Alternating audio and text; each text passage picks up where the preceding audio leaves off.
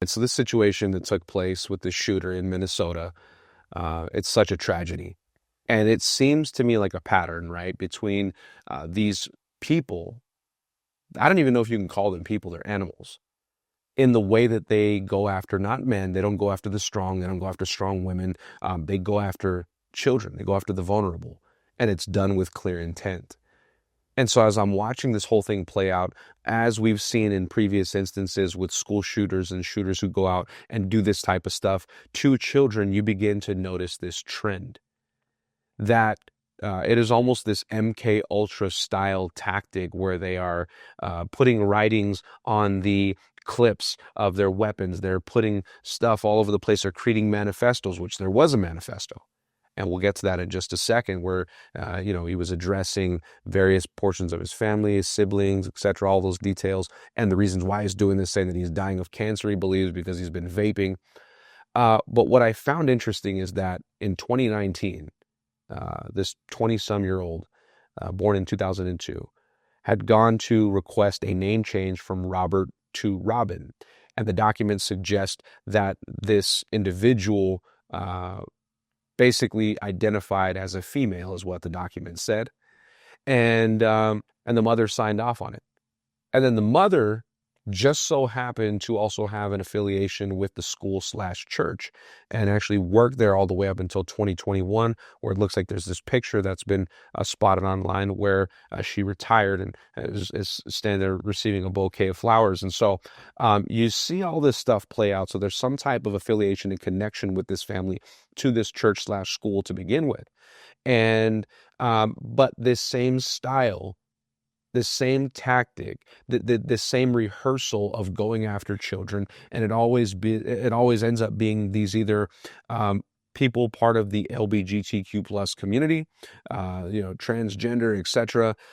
It is an infiltration, in my opinion, of somebody who is not connecting with their natural identity in the way that God created them to be, the natural biology, God's natural design, and instead they go off into these perversive corners of their life and exploration into their sexuality and orientation, and then it leads them to this place of dark perversion where eventually it seems like they come to this lesbianism, they're gay, homosexual, or they go into this transgenderism, and then eventually they turn into these monsters and open a doorway to themselves spiritually to be possessed and go after kids.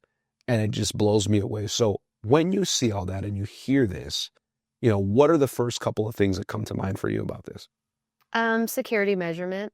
Like, we've witnessed a lot of, sadly, this tragedy that's been, happening for, quite some years now. And you would think by now that, our security measurement for schools would be, to prevent this, so that this individual wouldn't even be able to, make it on even the school campus itself. So you're thinking immediately, like, how did he even get on?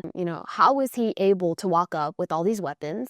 And nobody, no doors are locked. There's not a police officer that's on site. Like, this is something that we would gladly fund, to have police officers that are now, at the school. I think we need maybe dozens of officers that are walking around and patrolling the schools. But no, we have money that is going to either, Gay Pride Month. We're having money to push now sex changes on underage kids. So you're seeing the federal funding on where it's going for that. But something like this to protect children, right? And something like this to protect lives, innocent lives, that's not getting funded. So my first thing is, haven't we seen enough? Now you have mom going and encouraging a name change for her son to turn into a woman. So the problem already was within the home, and it was encouraged. Then again, how did this kid get access to weapons? So is this something that the whole family had access to? Where did he get funded with this? So this is all just questions right now that, again, we continue to ask. And the question is now is, when is it going to stop? And I think, you bring up a really good point because, looking at the landscape of this, this wasn't a public school.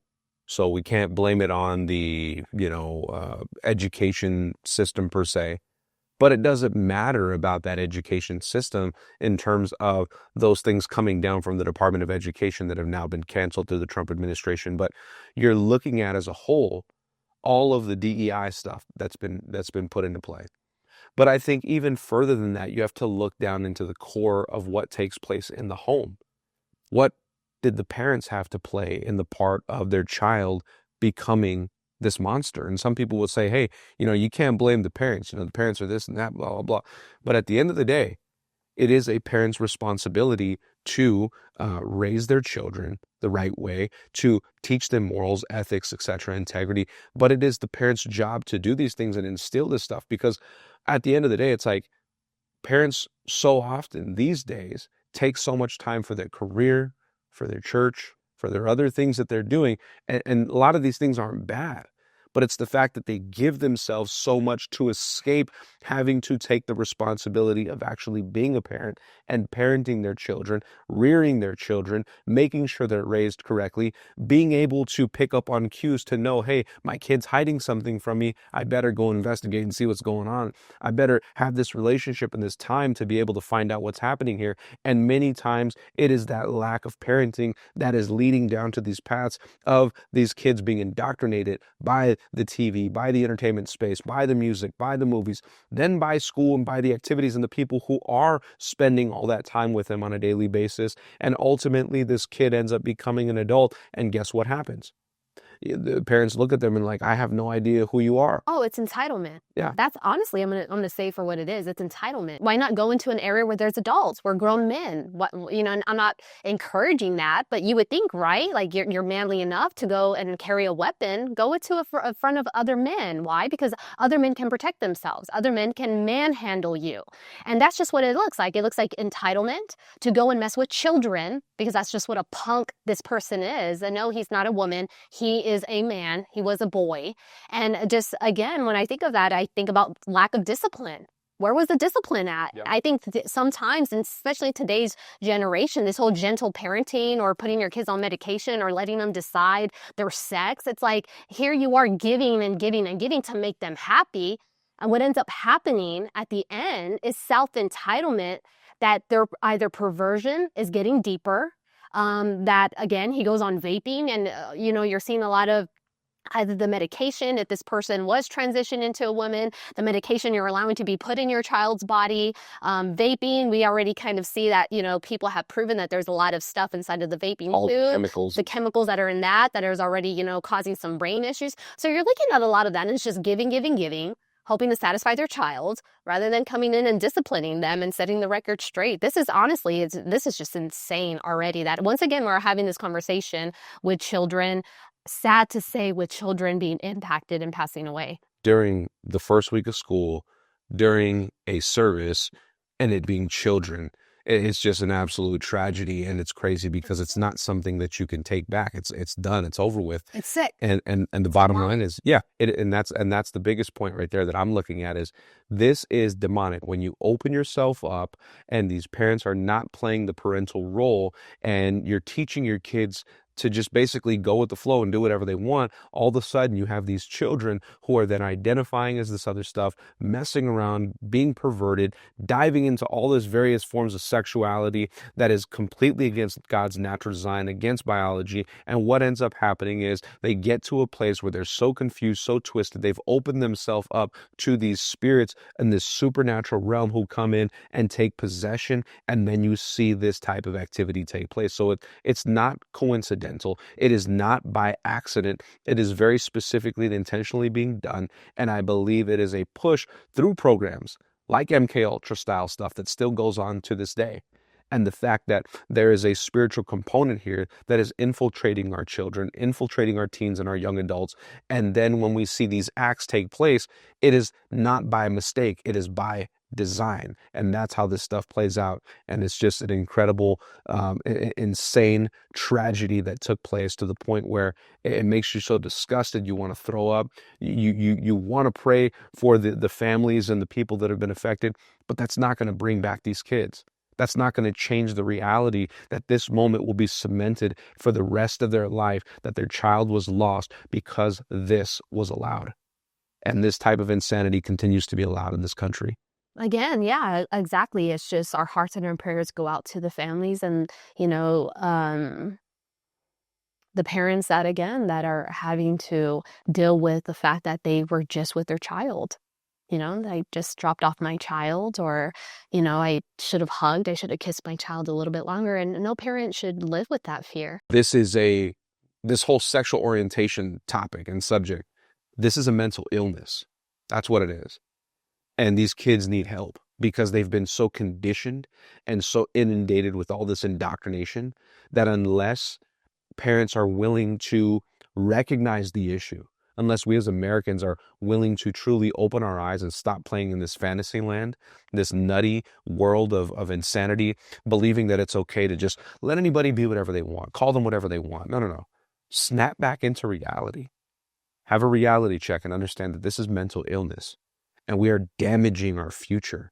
The future of our nation, the future of our generations to come, because we are allowing them to live in a fantasy land instead of stepping up to the plate, calling this stuff what it is, and beginning to address it. And that's the only way that we really begin to fix this at its root, is we have to call it what it is. I go back to question exactly why, again, when every shooter enters in and is able to have access to children and to kill a certain amount of kids, injure a certain amount of people, immediately the question is, well, where's the police, and why are we not taking this type of safety measurement already? This should already be in place.